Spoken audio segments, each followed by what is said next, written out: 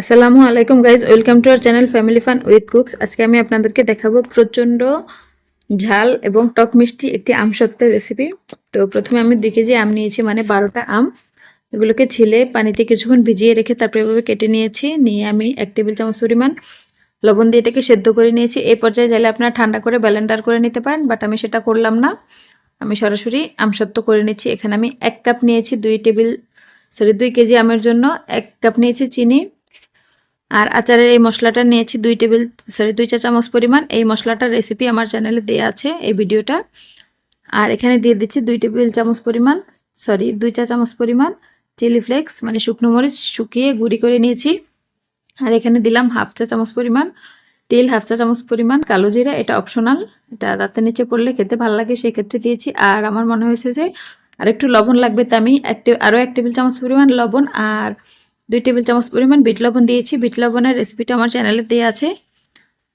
তো এবার যে প্লেটে আমসত্ত্বটা করব সেটার মধ্যে একটু সরিষার তেল মাখিয়ে নিচ্ছি। এতে শুকানোর পরে আমসত্ত্বটা উঠাতে সুবিধা হয়, লেগে যায় না। আর ঘনত্বটা তো এখন আমি যখন ঢালছি প্লেটে তখনই দেখে বুঝতে পারছেন আমি যে কোন পর্যায়ে নামিয়েছি। আর আমি সবটুকু দেব না, কিছুটা আমি এখানে চাটনির জন্য রেখে দেব, চাটনি হিসেবে। এটাকে এভাবে আমি মেলে দিচ্ছি, প্লেটের মধ্যে দিয়ে শুকিয়ে নেব। তো আমার এই রেসিপিটি বাসায় ট্রাই করে অবশ্যই কমেন্ট করে জানাবেন কেমন হলো। আর কার কার আমসত্ত্ব পছন্দ সেটা তো অবশ্যই জানাবেন। আর বিশেষ করে আমার রেসিপিটা কেমন লেগেছে আপনাদের বাসায় ট্রাই করে জানাবেন। এই হচ্ছে আমি এখানে চাটনি হিসেবে কতটুকু রেখে দিয়েছি, এটা আচারের সাথে খেতে খুবই ভালো লাগে। তো এবারে এটাকে শুকাবো, যেহেতু রোদ নেই বাসায় আর আমি ফ্ল্যাট বাসা থাকি, তো এভাবে পাতিলে করে পানি দিয়ে সেই পানির উপরে প্লেটটা দিয়ে প্রায় 2-3 ঘন্টা পানিটা জাল করলেই ওই তাপে শুকিয়ে যাবে। একটু হাই হিটে রাখার ট্রাই করবেন, এতে খুব দ্রুত শুকাবে। তো আমার আমসত্ত্বগুলো শুকিয়ে গিয়েছে। আমি 3 প্লেট দিয়েছিলাম, অলরেডি 1 প্লেট খাওয়া হয়ে গেছে, মানে খাওয়া না, জাস্ট এটা আমি আমার একটা বোনকে গিফট করেছি। আমি এটা আমার দেশের বাড়ি যেহেতু ভোলায় পার্সেল করে দিয়েছি কুরিয়ারে, আরও টুকটাক আচার সহ।